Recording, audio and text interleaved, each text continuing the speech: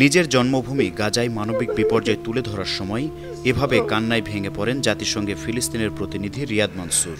বুধবার নিরাপত্তা পরিষদের অধিবেশনে বক্তব্য দিচ্ছিলেন তিনি।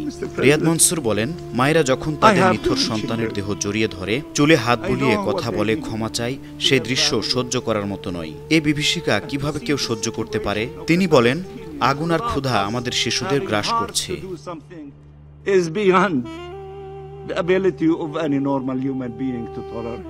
আমরা যারা দখলকৃত ভূখণ্ডে আছি, যারা শরণার্থীর শিবিরে আছি, যারা প্রবাসে ক্যালিফোর্নিয়া থেকে শুরু করে যত দূরই থাকি না কেন, আমরা 1,40,00,000 ফিলিস্তিনি আমাদের সন্তানদের ভালোবাসি।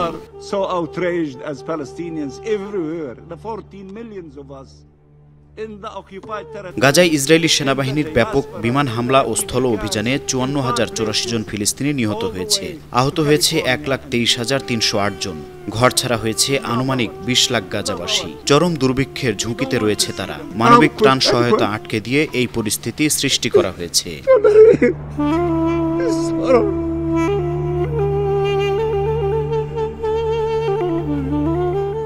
আন্তর্জাতিক ডেস্ক, 52 টিভি।